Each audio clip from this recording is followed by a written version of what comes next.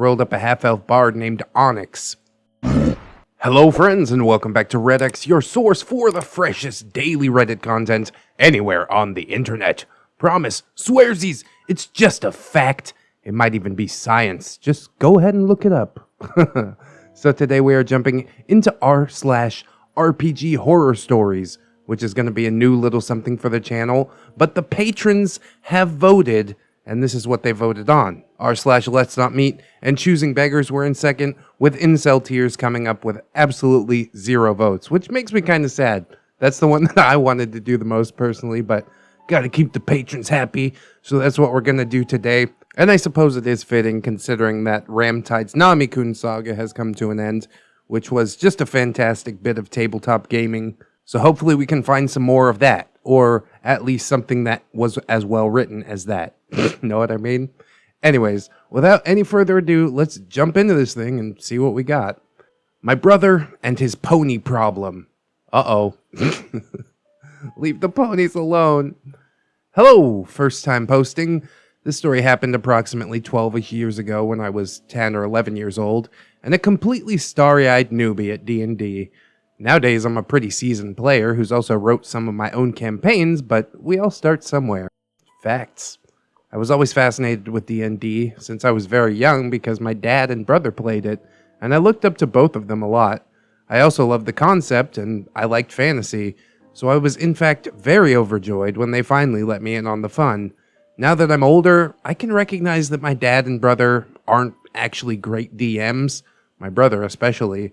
This story in particular always comes to mind, and it took me a combo of years and meeting new people to finally realize that my brother was being a jerk for no reason, and some people are in fact just bad dungeon masters. For context, my brother's 8 years older than me, so he was 20-ish here, and he disapproves of everyone and everything. Beardo. He's one of those DMs who hates it when players have too much fun, and for him, the rules come first before anything else. Ugh. He's also super high and mighty about the different editions and swears by 3.5, and openly says that people who play 5th edition are mentally deficient. Well, he sounds just lovely already. This story is just one example of his approach to D&D. So I'm a very excited kid who knows next to nothing about the rules, and boy, was I ready to go on an adventure. I rolled up a half-elf bard named Onyx. I always loved Bard because of Tom Marilyn from The Wheel of Time, and my cousin and my uncle are my fellow party members, but their characters aren't really relevant here. This is 2nd edition, Advanced Dungeons & Dragons, by the way. So after a battle and some looting, the party stopped at a small village, and we had some downtime before we set off on our quest, investigating a rumor in a distant city. I had a lot of gold, and I wanted to spend it, so I thought that it would be a good idea to buy a mount for the journey. Because my character was so small, I had her purchase be a pony. My brother was not happy about this, and asked me several times if I was sure, stressing that this would be an absolute waste of money. I insisted that I was sure, because I didn't think it was a big deal, and he didn't know that the main reason I went straight for the pony was because my brother had a companion who rode a pony in a separate game that my dad was running, and I just wanted to emulate that. So anyways, I buy my pony, and in an attempt to sound more grown-up and serious, I named him Snake Eyes. My brother didn't hesitate to tell me how stupid he thought this was. I was hurt, but we had an adventure to go on. So Onyx and Snake Eyes were only a bit down the road when I realized that my brother was not going to let me off easy here. It was quickly established in the narrative that Snake Eyes was the most stubborn, uncooperative, ill-tempered pony you could ever meet. He constantly tried to bite at Onyx, wouldn't listen to a single command, and kept trying to run off at every free moment. It was quickly becoming unfun for me, and I started to resent my purchase, but I pressed on, trying to hold on to any optimism that I had left. We came across an illusion of fire, and we could not convince Snake Eyes to walk through it. I understand the logic here, but my brother practically held up the game for 20 minutes, trying to force me to abandon my pony by making it refuse to continue. After a lot of deliberation, my uncle suggested that we blindfold Snake Eyes and lead him through the fire, which my brother begrudgingly allowed. Finally, at setting up camp, I was feeling pretty bad, 11-year-old child guilt, and I was trying to build some kind of bond with Snake Eyes by feeding him apples and petting him, but my brother made it clear that Snake Eyes still absolutely hated me. Anyways, in the middle of the night, orcs attacked our campsite, and we had to defend it. Despite being tied to a tree, Snake Eyes managed to free himself, and in the confusion, took off running into the forest, never to be seen again. Well, at least until we found his corpse later, gutted and strung up in a tree by the orcs. I was very upset at the loss of my pony and my money, and as a kid I found this a very discouraging introduction to D&D, because I just wanted to have a pony like the other character, and my brother had to ruin it. After the session I confronted my brother and asked why he had to be such an ass, paraphrasing, about my pony, and why he had to make it uncooperative and desperate to run away, and he just shrugged and said, It's your fault. You should have bought a war pony. They listen better. Rip, Snake Eyes. You are still missed. What a douchebag DM, dude. See, this is why we can't have nice things, okay? It doesn't make any sense for a 20-year-old man to kill an 11-year-old's pony. Like, what is your actual problem, dude? This guy makes for a terrible DM. I don't necessarily want to extrapolate that and say that he makes for a terrible human, but I'm definitely thinking that really hard. I do hope that your brother's chilled out a little bit now that about 10 years have gone by. And if he hasn't chilled out, then I guess he's just irredeemable and probably worth cutting off, or at least not playing D&D with him anymore. Like, who really cares what edition it is? You know what I mean? Who really cares if people are having fun? Let people enjoy things. That's why people spend hours and hours playing tabletop games, because they like it. And if they stop liking it, then you don't have any players to DM or play with, depending on what you're doing. Even if OP had gotten a war pony, I think that her brother still would have killed it with just some different bullshit reason. Anyways, let's jump into the next story. When wild magic gets a little too wild. Bow, chicka, bow, wow. Not safe for work. Actually, I'm not sure if this is technically not safe for work or not, but please feel free to laugh at my torment. To preface this, I've been playing D&D for a little over 5 years now, and this is the most embarrassing thing that I've ever experienced in-game, and quite possibly in my life. Sounds juicy. I'm currently a player in an online Descent into Avernus game. My cousin is the DM, and I play alongside my dad, a D&D veteran from the early days, and a few other people who are experienced players themselves. During combat, my dad, Crowan the Wild Mage, triggered a surge, and the DM rolled secretly to determine the effect that happened, and also to see who would be the target. Pretty standard stuff so far. Oh, wild magic. I ended up being the target and getting the following whisper from my DM. I am so sorry, but the dice have spoken, and as a result of wild magic and fate, you have fallen in deep, romantic love with Crowan for the next 24 hours. I am mortified. If you've never had to flirt with or woo your own dad, let me go ahead and say that I don't recommend it. I wonder why. My girlfriend heard what happened from the other room and lost her shit for the remaining hours of the session. The worst part of it all is that I play a changeling, and I keep just seeing the scenes from The Boys with Homelander and Doppelganger playing in my head. Dispel magic now. No, honestly, it is pretty hilarious, and the fates have spoken. Don't dispel it, you know? Let it play out, and I think it could be a pretty funny thing that would go down through the annals of history in your group. Maybe annals isn't the best word to use there. It's a little close to anal. But OP, this is a once-in-a-lifetime opportunity, a way to make sure that your character, whatever character you're playing, is remembered throughout time. You don't have to go all like Pepe Le Pew, you know? And be like, mon chéri. You gotta be like, okay, maybe I like him so much that I just become a babbling idiot whenever I try to talk to him. Maybe I'm the chivalrous sort that wants to write a poem and, you know, gets offended when anybody else talks to him or pays him a compliment. Inject some white knighty neckbeardiness into it. It could be a lot of fun, man. I hope that he's your stepdad. That makes it slightly less awkward. And it also gives me a great idea for the porno script that I've been writing in my spare time. Ah, that's just a joke. Porns don't have scripts anymore. That story was definitely a shorty, but a goodie. Let's hope that the next story can stack up to it. Tabaxi shenanigans. Again, not safe for work. So, this happened a while back. I was in the first weeks of my freshman year and wanted to start a D&D table. One of my old pals from high school with whom I used to play was in the same major, so we decided to keep the homebrew world that he had going. He was the first to join, and for the rest I did some announcing in the uni's Facebook group. In the end, there were 7 players. Besides my high school friend, I only knew one other player that was in my class, but I digress. So, one of the players, a dude, this is relevant, says that He never played, and he wanted to make a D&D Khajiit. uh-oh. A red flag. So I told him to make a Tabaxi. First few sessions go by. As with most noob groups, they were kind of stale RP-wise as people get comfortable, but with my veteran friend's help, we get the ball rolling.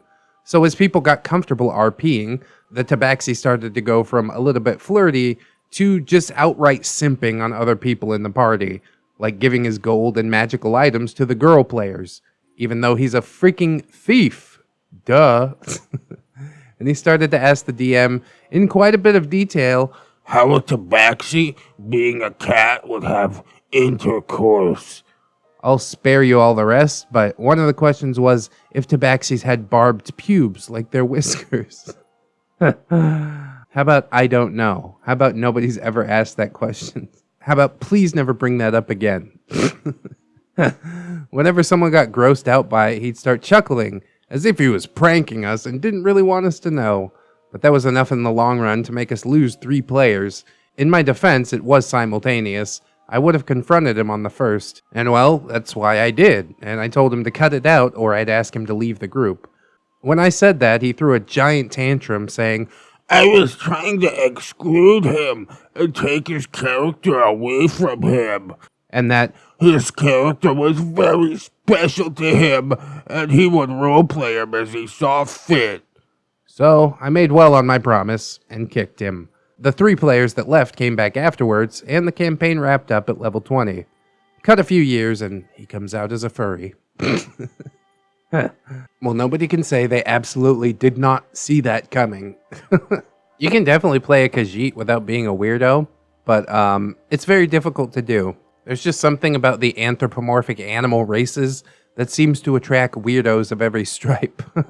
I did roleplay a Khajiit for a long time on my gaming channel, and it never turned, like, super weird. It was kind of slow, and admittedly not the most exciting thing in the world, but it did well enough to get a mention on Watch Mojo at one point, so that was pretty cool. Brandar the Khajiit Bard. Channel, Dayton Does Gaming. So I guess I shouldn't judge characters immediately just because He wanted to play a Khajiit. but it definitely is a red flag. It would cause me to pin that guy as like a trouble player, you know, and just watch him for other red flags. Like the being a bit flirty, that's okay. The simping, probably red flag number 1. That's outside your character class. Why is a thief gonna give anybody anything? It's not gonna happen. And then by the time we get around to asking about how Tabaxi's mate, you're done, dude. You gotta go. I don't know how long this went on for, but if it was more than 1 session, then God bless those other players for even bothering to come back, because I probably wouldn't have. I would have been like, I don't know. My character fell asleep and never woke up. I'm gonna find another group. Goodbye. But the DM did do the right thing and kick him out eventually, so I guess there's something.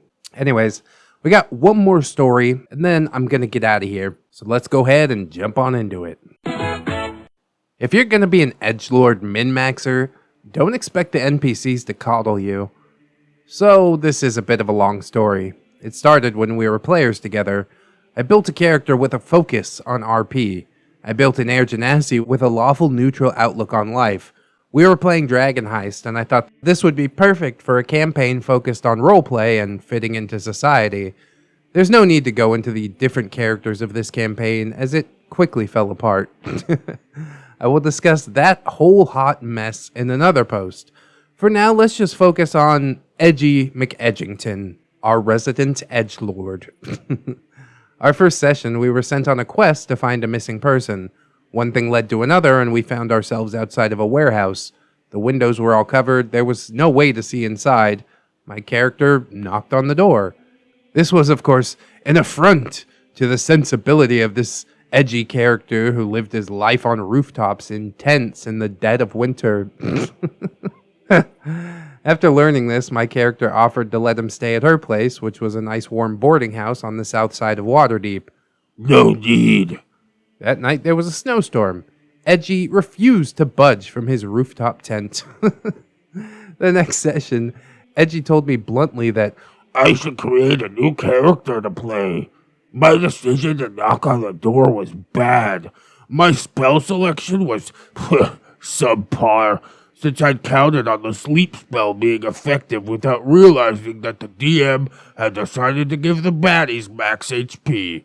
My character could be optimized better, and I should choose another character that was more min-max appropriate. Jesus Christ, me and this guy would not get along at all. I purposely pick races that are not meant for certain classes. It's more exciting that way. I felt a bit indifferent the next session. I let the rest of the party take the lead and took a back seat to Edgy while he led the party on the next leg of the adventure. Honestly, I don't remember much of that session because I was just so checked out. Outside of game, Edgy would send me and the DM questions, hypothetical situations of how he would handle certain predicaments. The Dungeon Master and I previously ran alternating campaigns, so he would often loop me in on the Dungeons & Dragons related questions. These questions included things like, what would happen if I glued a fireball bead from a necklace of fireballs to an arrow? And of course, he never liked our answers. I think I'd probably have you roll to attack with the arrow, and then if you missed, I'd have you roll a percentile to see where the arrow landed. I don't agree with that. Okay. A few sessions later, the group had decided that they weren't enjoying the campaign. Again, a story for another time. This is the story of Edgy. The group had decided that they wanted me to take over. I had been a dungeon master before for 2 of the players, and aside from Edgy, the dynamic was really great. I decided to let them indulge themselves and let them play evil characters. I would run a sandbox that was a mix of all the different modules that I'd ran before. They started in jail. I asked them each to describe why they were in jail. Edgy was a ranger, whose favorite enemy was humanoids. He was a bounty hunter, and he was caught being suspicious outside of a house. The chaos then began. The town was under assault by giants, straight out of Storm King's thunder. One of the massive boulders that they had thrown crashed into the jail that they all were in, and they made their run for it. Edgy was playing a version of some UA that focused on planar travel. As I wasn't interested in doing Planescape at that time, I reworked it to be Feywilds based. This was pre-Tasha. They jumped into the Feywilds to cut some travel time off the trip back to Waterdeep. Edgy's backstory was that he'd been taken in by some druids when he was in his teens. Part of the initiation ritual involved going to the Feywilds, and his character ended up trapped there for several months. Can you say Jumanji? I asked outside of the game, was there any point during this time that your character would ask for help from a group of travelers? Edgy, my character would never do that. Why do you keep trying to make my character vulnerable? Well, there goes the idea of your future self running into your past self in one of those Feywild's crazy time loops. Even without the time shenanigans, they had a crazy fun time in the Feywilds. They made it back to Waterdeep and were presented with a job by Edgy's Zent boss. There were 2 factions of Zents in the town, taken from Dragon Heist, one that was operating under Manchun and the other with more economic interests. His contact sent him to the sect that was controlled by Manchun, trying to build bridges. They were asked to employ the services of a noble whose family was cartographers. This was to add a new player to the table, but a perfect reason to add a new character. Secretly, I told this new player that his character was under the employ of the Manchun faction, and he was to report back on how Edgy did on following instructions. The group was hired to go to a swamp in the north and locate a castle where some adventurers had cleared out a cult. This I pulled from Horde of the Dragon Queen. Their mission was to get into the castle, infiltrate subtly, and report back. Any treasure they found would be on top of the reward they were getting, with a portion going to the Zents, of course. Edgy asked if I would text him the mission. I said no. I told him he could ask any questions he wanted and he could take notes, but he declined, so they left towards the swamp. As a ranger with a favorite enemy of humanoids, Edgy was constantly asking to sense if there were any within 3 miles. A lot of the time, the answer to that was yes. There are a lot of creatures that fall under that category. It became a running joke with the other characters that he would constantly ping, ping, ping, ping, ping, because yes, there is a humanoid nearby. So they returned from their quest. No one could remember the mission except for myself and the player who was secretly a spy. I asked the spy to tell me how he felt they did at the mission, and Spy did not hold back. He informed his Zent boss that everything went wrong. Edgy was pissed. He returned to his contact, again a different section of Zent, and cried to her about how he was lied to and how they sent a spy to watch over him. She was not having it, so she let him have it with both barrels. She said that if he didn't understand the mission, then he should have asked for clarification. Edgy said, "But I thought you were my friend." And she said, "I'm not your friend. I'm your boss." A few sessions later, the group voted to kick him out of the game. His incessant messaging me for out-of-game hypothetical taking its toll. The other characters were annoyed with him, and the icing on the cake was his breakdown with his boss. TLDR. Should have min-maxed your quest log, bro. What kind of character, especially like a cool assassin, can't remember like 2 lines of dialogue? Here are your instructions. Infiltrate the castle. Do not get caught. Detect any treasure inside. Duh. That is like the simplest quest instructions ever. I'd really like to hear how he screwed them up because it just seems so foolproof. Like, even an idiot can do this, right? Oh, he probably just went full on murder hobo and started stabbing people. I think a lot of people's first characters, like they want them to be the coolest character ever, kind of forget that they're on a team.